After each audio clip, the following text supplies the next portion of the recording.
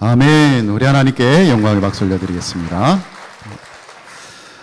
같은 대상이라도 멀리서 보는 경우와 가까이서 보는 경우가 다를 때가 있습니다. 똑같은 사람이지만 이제 멀리서 볼 때와 가까이서 볼 때 다른 경우가 있기에 마련이죠. 저도 멀리서 보면 참 잘생겼습니다. 근데 가까이서 보면 더 잘생겼죠. 예. 확인하고 싶으신 분들은 예배 때마다 앞자리로 이렇게 오시면 되겠습니다. 제가 몇 해 전인가 겨울에 소백산에 이제 갈 기회가 있었는데 멀리서 이제 소백산을 이제 바라본 겁니다. 그때 겨울이라서 눈이 탁 덮여 있었는데 그 소백산이 흰 눈으로 덮여 있는 그 모습을 보니까 그 장엄함에 감동을 할 수밖에 없었습니다. 그런데 이제 소백산에 도착해서 이제 소백산을 이제 실제로 오르는 과정에서는 또 다른 풍경을 본 겁니다. 가지마다 눈꽃이 폈어요. 여러분 겨울에 눈꽃이 피어 있는 그 산을 보면요 얼마나 또 아름다운지. 그래서 똑같은 소백산을 또 똑같은 시기에 보았지만 멀리서 보았던 소백산과 또 가까이서 보게 되는 그 소백산은 전혀 다른 어떤 미적 가치를 가지고 있다라는 것을 알게 되었습니다. 지난주에 우리가 성막에 대한 말씀을 드렸습니다. 성막도 마찬가지입니다. 성막을 우리가 멀리서 볼 수도 있고 가까이서 볼 수도 있는데 지난주에 우리가 바라본 성막은 그러니까 그 성막 위에 구름이 덮인 것을 이스라엘 백성들이 보게 되었을 때 그 구름이 덮은 성막은 어떤 의미에서 보면 멀리서 본 성막이라고 할 수 있습니다. 그 멀리서 바라본 성막, 구름이 성막 가운데 임하게 되었던 그 현장을 바라보면서 그들은 그런 영적인 은혜를 누리게 되었죠. 하나님이 우리와 함께 계시는구나. 그 하나님이 그 구름으로 우리를 인도하시는구나.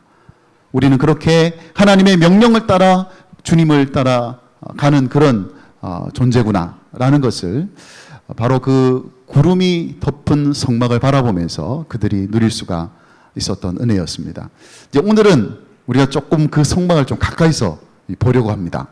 여러분 카메라에 보면 이제 줌 기능이 있죠. 줌 기능이라는 것은 멀리 있는 피사체를 당겨서 이렇게 보는 기능을 말하는데 오늘 마치 그와 같이 지난주에 멀리서 바라보았던 그 성막을 좀 가까이서 바라볼 수 있도록 그 성막이라는 현장 가운데는 또 어떤 영적 의미가 있고 가치가 있는지를 오늘 이 본문의 말씀을 통해서 한번 생각을 해 볼까 합니다. 여러분 성막을 우리가 가까이 들여다보면 거기서 우리가 보게 되는 것이 뭐냐면 제사입니다. 제사. 성막이 있는 이유는 제사를 드리기 위해서 있는 거예요.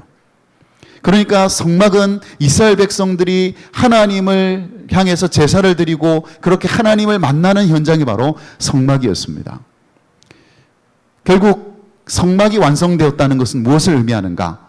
이제 이스라엘 백성들이 하나님을 예배하는 공동체로서 그 예배하는 시스템이 완성이 되었다는 것을 알 수가 있습니다. 그들이 애굽에서 구원받은 이유는 하나님을 예배하는 공동체로 구원을 받았다고 할 때 성막은 이제 그 예배하는 시스템이 이제 본격적으로 시작되고 있다는 것을 보여주죠. 그런데 이 예배 시스템, 성막을 중심으로 제사장이 수행하는 그 제사를 통해서 드리게 되는 이 성막에 나타나는 그 예배의 이 시스템의 가장 핵심적인 부분이 무엇이었느냐? 그게 바로 거룩이었다는 겁니다. 그러니까 그들은 이 성막 제사를 통해서 하나님의 거룩을 나타내야 됐다라는 것입니다. 그렇게 하려면 그들 자신들이 거룩을 드러내야 됐죠. 다시 말하면 그 성막 안에서 이스라엘 백성들과 하나님은 거룩으로 연결되어지게 되었다는 것을 의미합니다.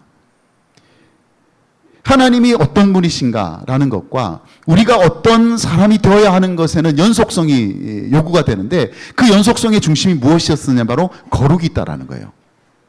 하나님이 거룩하시니 너희도 거룩하라. 이 말씀을 통해서 하나님은 거룩을 나타내기를 원하셨고 이스라엘 공동체는 그런 거룩하신 하나님을 섬기고 예배하는 거룩한 공동체로 존재해야 됐다는 것을 우리가 알 수가 있습니다. 광야 같은 인생길 우리가 걸어가지만 광야는 뭐 길이 그렇게 많지 않지 않습니까? 길을 만들기도 쉽지 않고 길을 발견하기도 쉽지 않지만 우리가 걸어야 되는 그 광야에는 반드시 우리가 걸어야 될 거룩한 길이 있다라는 거예요. 그런 점에서 오늘 이 거룩이 우리에게 의미하는 바가 무엇인지를 여러분과 함께 말씀을 좀 나누려고 합니다. 세 가지로 여러분의 말씀을 드리려고 하는데, 첫째는 이 거룩의 가장 기본적인 의미가 무엇인지를 우리가 한번 생각해 보고요. 둘째는 그 거룩의 그 구체적인 내용은 도대체 무엇인가 라는 것을 생각해 보고, 마지막으로 이 거룩이 무엇을 목적으로 하고 있는가, 그 거룩의 결과로 어떤 일들이 일어나야 하는가라는 것들을 여러분에게 말씀을 드리려고 합니다. 이제 성막이 완성이 되고 난 다음에 이제 제사가, 그 첫 제사가 하나님께 드려졌는데, 그 처음 제사가 하나님 앞에 드려졌을 때 그 장엄한 광경을 오늘 이렇게 묘사하고 있습니다. 본문 레위기 23장 9장 23절 24절을 우리 한번 다시 한번 보겠습니다. 한번 같이 읽겠습니다. 모세와 아론이 회막에 들어갔다가 나와서 백성에게 축복하며 여호와의 영광이 온 백성에게 나타나며 불이 여호와 앞에서 나와 제단 위에 번제물과 기름을 사른지라. 온 백성이 이를 보고 소리 지르며 엎드렸더라. 아멘. 그러니까 하나님의 영광이 그 제사를 통해 나타났고 하늘로부터 불이 임했다는, 그 불이 어디에 임했느냐면 그들이 제사를 드릴 때 드렸던 그 번제물에 임하여서 그 제물이 다 불살라지는 그런 일이 일어났다라는 것이죠. 그 무엇을 의미합니까? 하나님께서 이 제사를 받으셨다는 것을, 하나님이 이 제사를 기쁘게 받으셨다는 것을 아주 스펙터클한 장면으로, 광경으로 보여주시는 거죠. 불이 그 제물을 태움으로 인하여서. 그런데 이 제사의 중심에 누가 있었느냐 하면 바로 제사장이 있었다라는 겁니다. 특별히 하나님은 그 제사장을 아론의 집안에서 그렇게 선택을 하셨죠. 아론을 대제사장으로 삼고 그 네 아들을 제사장으로 삼아서 이 거룩한 제사의 직무를 수행하게 하셨다라는 거예요. 그들은 이스라엘 백성으로부터 그렇게 구별이 되어서 하나님께 제사 드리는데 쓰임받는 사람들이 되었다라는 것이죠. 그런데 여러분, 이 제사장이라는 직분 자체가 거룩이 무엇을 의미하는지, 거룩의 가장 기본적인 의미가 무엇인지를 보여준다는 것이죠. 여러분, 제사장이 거룩하기 때문에 구별된 게 아니라는 거예요. 이 제사장들은 구별되었기 때문에 거룩한 존재가 된 겁니다.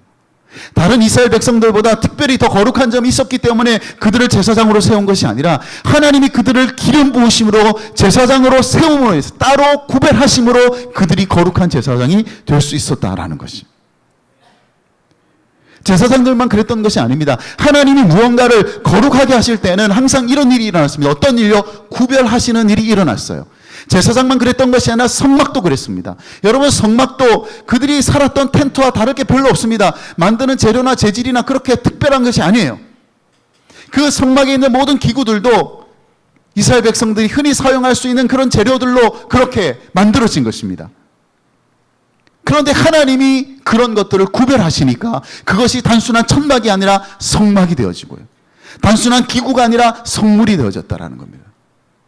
여러분, 성소에서, 성막에서 쓰는 부지깽이나 이스라엘 백성들이 사용하는 부지깽이나 다를 게 뭐가 있겠습니까? 다 똑같은 거예요. 그런데 하나님께서 성막에 쓰는 부지깽이를 따로 구별하셨다는 거예요. 그 순간 더 이상 그 부지깽이는 함부로 마음대로 쓸 수 있는 그런 부지깽이가 아니다라는, 하나님의 제사를 위해서 따로 구별되어졌기 때문에 거룩하게 되었다. 여러분, 이것이 우리의 거룩을 설명할 수 있는 가장 기본적인 의미입니다. 거룩은 뭐냐? 하나님이 하나님의 뜻을 위해서, 하나님의 의도를 따라서, 하나님의 목적을 따라 따로 구별되어지는 것이 거룩입니다. 우리의 거룩은 그렇게 나타나는 거예요. 그렇다면 여러분, 우리가 거룩한 존재인가, 우리가 거룩한 삶을 살고 있는가를 어떻게 우리가 점검할 수 있느냐, 확인할 수 있느냐? 우리가 살아가고 있는 삶의 방식을 들여다보면 알 수 있습니다. 우리가 살아가는 삶의 방식이 세상에 있는 사람들과 하나님께서 우리에게 주신 목적을 따라서, 하나님이 우리에게 의도하신 방향을 따라서 구별되어진 삶을 우리가 살고 있느냐, 그것을 보면 알 수가 있죠. 우리의 거룩은 그렇게 드러나는 것입니다. 갖출 수가 없어요. 문제는 뭐냐? 이 시대의 문제는 그것을 우리가 확인하지 않는다는 거예요. 세상이 그것을 확인하고 있더라는 거예요. 우리의 거룩에 문제를 제기하는 것은 우리가 아니라 세상이 문제를 제기하더라는 것이죠. 어떤 문제를 제기하는 것입니까? 너희들이 뭐가 다르냐는 거예요. 너희들의 방식이나 내 방식이나 뭐가 다르냐는 거예요. 너희들이 생각하는 방식이나 너희들이 일하는 방식이나 너희들이 다른 사람과 관계를 맺는 방식이나 뭐가 다르냐는 거예요. 그걸 누가 물어본다고요? 우리가 물어보지 않고 세상이 우리에게 물어보는 겁니다. 우리가 얼마나 거룩한 삶을 살고 있느냐는 우리가 물어봐야 되죠. 우리가 얼마나 그들과 구별되는 삶을 살아가고 있는지를 우리가 확인해야 되죠. 그런데 아이러니하게도 세상이 그것을 요즘 확인하고 있더라는 겁니다. 미국의 대학생들에게 설문조사를 했답니다. 믿지 않는 대학생들에게 설문조사를 했는데 설문조사의 질문이 뭐냐면 이런 겁니다. 기독교라는 단어를 들었을 때 떠오르는 이미지가 뭡니까? 그게 질문이에요.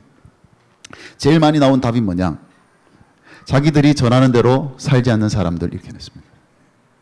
그게 기독교인에 대한 이미지였다는 거예요. 자기들이 전하는 대로 살지 않는 사람들이다라는 거예요. 더 주목할 만한 통계는 뭐냐? 자기가 아는 헌신적인 그리스도인들과 그렇지 않은 일반 사람들과의 삶의 방식에서 현격한 차이를 보인다고 말하는 사람이 18%밖에 안 된다는 거예요. 5명 중에 1명은 예수 믿는 사람이나 예수 믿지 않는 사람이나 확실히 삶의 방식이 다르다, 그렇게 생각한다는 거예요. 나머지 5분의 4는요, 5명 중에 4명은요 똑같다는 거예요. 뭐가 다르냐는 거예요. 그래서 기본적으로 거룩이라는 것은 이런 것입니다. 우리가 과연 얼마나 하나님께서 우리에게 원하시는 바 때문에, 하나님이 우리에게 목적하고 있는 바 때문에, 그래서 우리가 우리의 삶 속에서, 우리의 모든 삶 속에서 구별되어지고 있느냐, 그게 바로 거룩이라는 것이죠. 여러분, 우리가 상식적으로 생각할 때 우리가 세상과 구별된 삶을 살려고 하면 세상과 우리가 멀어질 것 같이 생각이 되지 않습니까? 우리가 다르게 살면요, 세상과 다르게 살면 점점 우리가 세상과 멀어질 것 같지 않습니까? 여러분, 그런데 아이러니하게도 그 반대의 일이 일어난다는 거예요. 우리가 이 구별된 거룩함을 잃어버리면요, 그럴 때 오히려 세상과 우리가 더 멀어진다는 거예요. 로널드 사이더라는 분이 이런 아주 의미심장한 말을 남겼습니다. 초대 교회 성도들의 그 삶의 특징들은 사람들을 그리스도께로 끌어당겼다는 거예요. 그런데 오늘날 우리의 삶은 사람들을 그리스도에게로 멀어지게 하더라는 거예요. 그 중요한 차이점이 뭐냐? 구별되어지고 있느냐라는 거죠.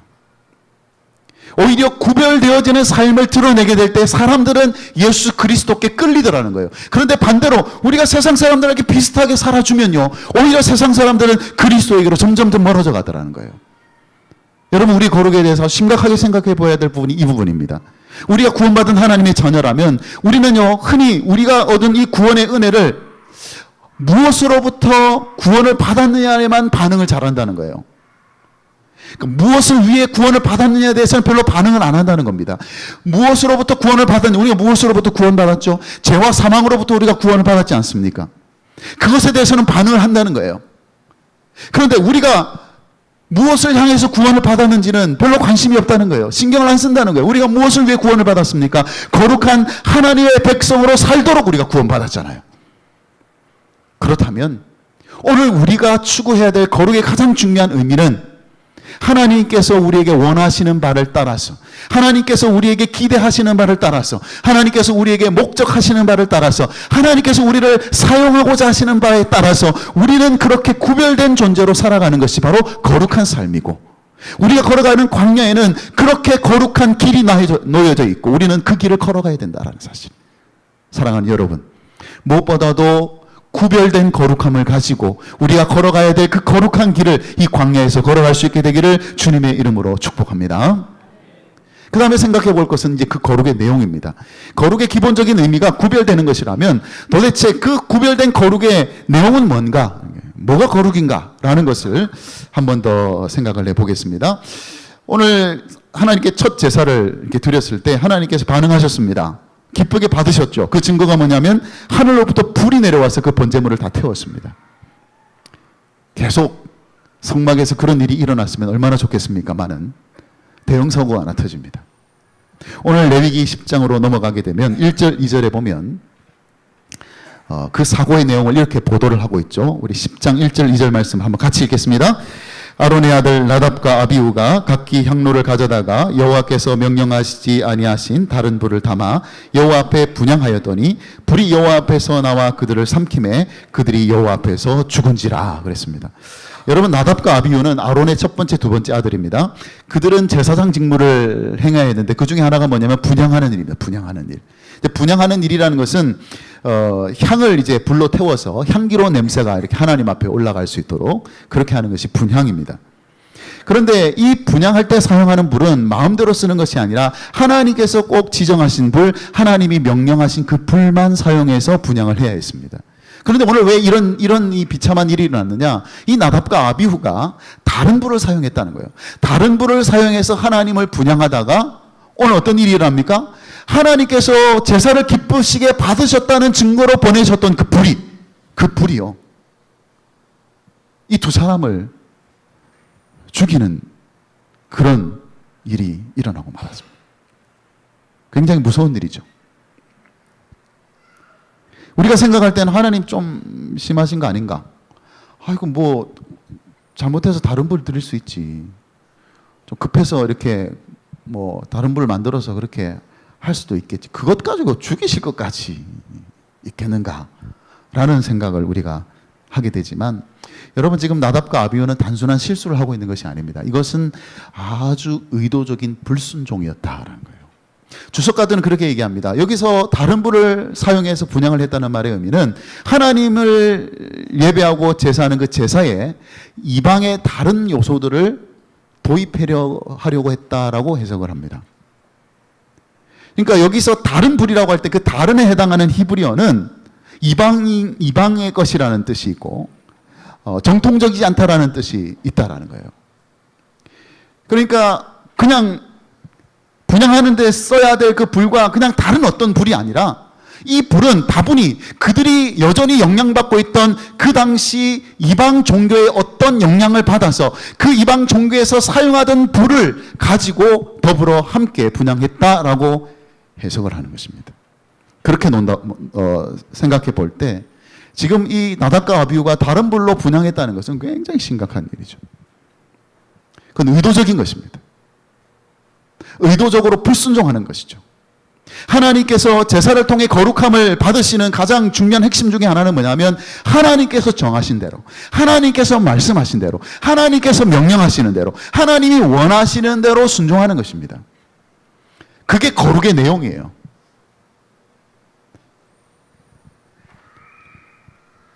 나답과 아비후는 뭐 이런 분만 가지고 되겠어? 저 있음직한, 저 그럴듯해 보이는 저 이방 종교에서도 사용하는 그 불 사용하면 더 하나님 영광 나타낼 수 있겠지. 아니라는 거예요. 거룩의 내용은 순종입니다. 순종이 없으면요, 거룩은 끝장납니다. 우리의 순종을 통해서만 하나님의 거룩하심이 나타나고 우리는 거룩한 하나님의 백성으로 존재하게 되는 것은 바로 순종 때문이다. 하나님은 그것을 정말 생생하게 보여주십니다. 거룩은 순종이다라는 것. 그렇다면 하나님은 지금도 그 불을 들고 우리의 순종 여부를 딱 지켜보고 계실까요? 나답과 아비후처럼 언제라도 불을 던질 준비를 하면서 한번 어기기만 해봐라. 이 불순종하기만 해봐라. 내가 당장 이 불을 한번 던져버릴 것이다. 그렇게 지금 우리를 기다리고 있을까요? 우리는 정말 두려움에 사로잡혀서 벌벌 떨면서 그렇게 하나님께 순종하는 존재로 살아가야 되는 것이냐라는 거예요. 그게 아니라는 것이죠. 여러분, 예수 그리스도 때문에 우리가 나타내야 될 순종, 반전이 일어납니다. 어떤 반전이 일어나느냐. 더 이상 우리는 두려움으로 순종하는 사람들이 아니라 사랑함으로 순종하는 사람들이 되는 거예요. 주님께서 이 땅에 계실 때에 강조하셨던 그 계명을 요약하셨던 부분의 핵심이 뭐냐? 사랑이에요, 사랑.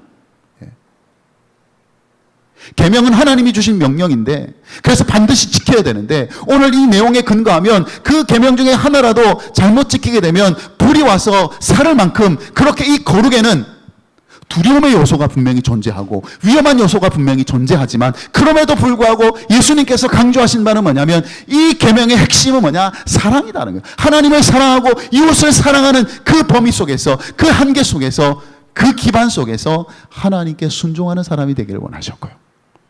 더 나아가서 예수님께서 십자가를 통해서 단번에 영원한 제사를 드릴 때에 두려움으로 드린 것이 아니라 사랑 가운데서 하나님께 순종함으로 드려진 제사이기 때문에 그래서 우리가 드려야 되는 그 제사, 우리가 드려야 되는 순종의 가장 중요한 핵심 가운데는 바로 사랑하는 가운데 우리가 순종하는 것이 필요하고 그 사랑의 정체는 바로 경외하는 사랑이라는 거예요. 단지 두려워하기만 하는 사랑이 아니라 경외함으로 하나님 앞에 드리게 되는 바로 그 사랑, 그 순종. 그것이 바로 우리의 거룩의 핵심적인 내용이다라는 겁니다. 리폼 신학교의 스티븐 브라운이라는 교수님이 남편들을 불러가지고 이렇게 세미나를 자주 했는데 주로 이렇게 아내를 잘 다루는 법에 대해서, 아내를 행복하게 해주는 법에 대해서 이렇게 세미나도 하고 이렇게 강의도 하고 했던 것 같습니다. 그런데 항상 이제 남편들을 불러 모아놓고 이렇게 강의를 할 때에는 이제 리스트를 뽑아줬다는 거예요. 아내를 행복하기 위한 방법들에 대해서, 행동 지침에 대해서 다 리스트를 뽑아준 거예요. 예를 들면 이런 거죠. 적어도 하루에 3번씩 아내에게 여보 사랑해 이렇게 고백할 것. 그 다음에 최소한 2주에 한 번씩은 아내에게 꽃을 선물할 것. 그리고 일주일에 꼭 한 차례는 단둘이서 외식을 할 것.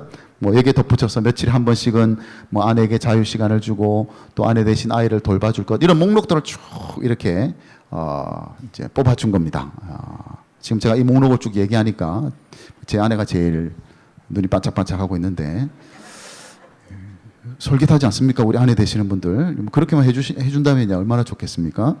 그런데 여러분, 이상한 현상이 일어난 거예요. 그 남편들의 아내 중에 한 사람이 찾아와가지고 하소연을 하더라는 겁니다. 뭐라고 하소연하니까, 교수님, 저는 더 이상 이제 참을 수가 없다는 거예요. 그 남편이 저를 감동을 주는 그런 이벤트도 하고 그렇게 해서 너무 감동을 받아서 왜 그러냐고 물어보면 교수님이 그렇게 하라고 시켰다고 하는 거예요. 그래서 그런 행동을 할 때마다 마치 남편이 숙제를 열심히 하는 학생들 같아가지고 이게 별로 안 좋더라는 겁니다. 그래서 남편이 그 나눠주신 목록을 막 서둘러서 하고는 원래대로 텔레비에 가서 거실 앞에 소파에 가서 텔레비 보고 있더라는 거예요. 그래서 하소연을 하더라는 겁니다. 이제 그 얘기를 듣고는 그 목록을 다 없애버렸답니다. 이건 별로 도움이 안 된다.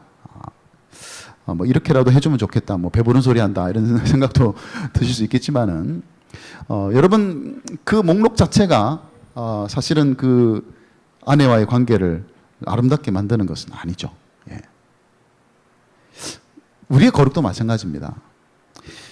우리에게 하나님께서 체크리스트를 주시면서 너 이거 지키지 않으면 나답과 아비후처럼 죽을 줄 알아. 그렇게 하시는 게 아니에요. 거룩의 내용은 체크리스트가 아닙니다. 거룩의 의미하는 바는 무엇이면 우리는 이제 하나님의 자녀로서 그분과 사랑의 관계 속에서 우리의 거룩을 나타내는 사람들입니다. 그렇다면 그렇게 우리가 순종함으로 거룩함을 나타내야 된다면 무엇으로 우리가 순종하겠느냐는 거예요. 불에 맞아 죽을까 봐 순종하는 것이 아니라 이제는 우리가 하나님과 사랑의 관계 속에서 살아가는 존재이기 때문에, 그래서 우리는 순종하되 무엇으로? 사랑함으로 순종하는 거예요. 그 사랑에는 하나님을 경외함이 사라지지는 않겠죠. 그러나 그 기본적인 그 순종의 핵심 가운데는 주님을 사랑하는 사랑이 있다라는 거예요. 그래서 여러분, 거룩에서요, 사랑이 빠지면요, 거룩이 남는 게 아닙니다. 외식과 율법주의만 남을 뿐이에요. 그러므로 광야에서는 뭐 내 마음대로 그냥 가고 싶고 내 마음대로 그냥 가고 싶은 그런 곳이긴 하지만, 그럼에도 불구하고 우리가 걸어가야 될 이 거룩한 길이 있다면 무엇보다도 하나님을 사랑하며 순종함으로 이 길을 끝까지 걸어갈 수 있는 여러분들 되시기를 주님의 이름으로 축복합니다. 이제 마지막으로 거룩의 결과, 거룩의 목적. 왜 거룩을 원하시는가? 하나님이 우리에게 왜 구별되기를 원하시고 사랑함으로 순종하기를 원하시는가? 라는 부분을 한번 생각을 해보겠습니다. 나답과 아비후가 분향을 하다가 목숨을 잃게 되었을 때 그 비극적인 사건에 대해서 하나님이 이렇게 논평을 하셨습니다. 3절 한번 가보겠습니다. 3절 말씀을 같이 읽어볼까요? 모세가 아론에게 이르되 이는 여호와의 말씀이라. 이르시기를 나는 나를 가까이 하는 자 중에서 내 거룩함을 나타내겠고 온 백성 앞에서 내 영광을 나타내리라 하셨느니라. 아론이 잠잠하니. 그렇게 말씀합니다. 여기서 나를 가까이 하는 자는 누구를 말하겠습니까? 제사장들을 말하겠죠. 하나님은 이렇게 제사를 드리기 위해서 나에게 나오는 이 제사장들의 그 직무를 통해서 내 거룩함을 드러내겠다는 거예요. 그런데 지금 나답과 아비후는 그것에 실패했다는 뜻이죠. 그렇게 해서 어떤 일이 일어나느냐? 온 백성 가운데 나의 영광을 나타내겠다라는 거예요.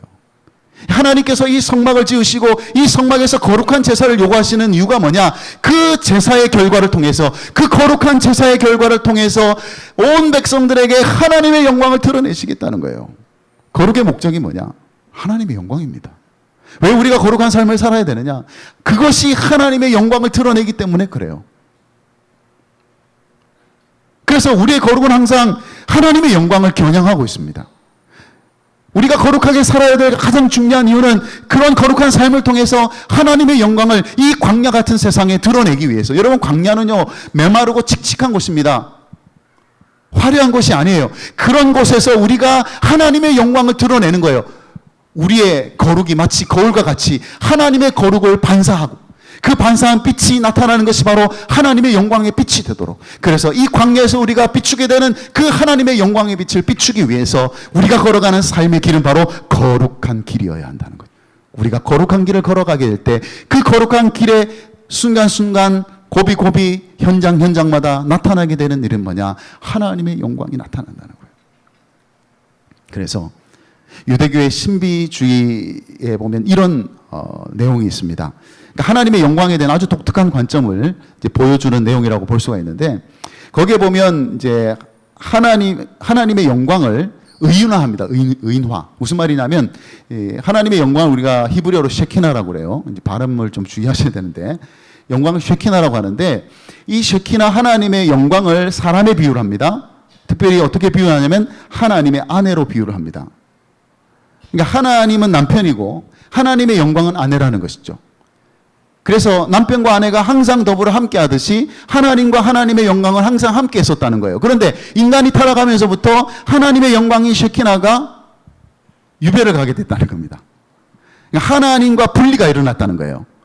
그런데 그냥 분리가 일어난 것이 아니라 그 하나님의 거룩한 영광인 그 쉐키나의 불꽃이 세상의 모든 만물 속에 갇혀버리게 됐다는 겁니다. 그러니까 가장 천한 세상의 만물이라도 그 속에는 다 무엇이 있느냐? 하나님의 거룩하신 불꽃, 하나님의 영광이 그 안에 갇혀져 있다는 거예요. 그 모든 일이 사람이 타락하고 난 다음에 일어난 일이라는 겁니다. 그런데 바로 그렇게 모든 만물 가운데 그 하나님의 영광이 쉐키나가 거룩한 불꽃으로 그 만물 가운데 그렇게 갇혀져 있을 때에 그 갇혀진 상태에서 풀려나게 만드는 요인이 뭐냐? 그게 바로 인간의 거룩이다라는 거예요. 사람이 거룩하게 행하게 될 때 그 하나님의 영광인 쉐키나가 풀려난다는 거예요. 그래서 하나님과 하나님의 영광인 그 쉐키나가 다시 재회하게 되는 일이 언제 일어나느냐? 사람이 거룩한 삶으로 나타나게 될 때 일어난다는 거예요.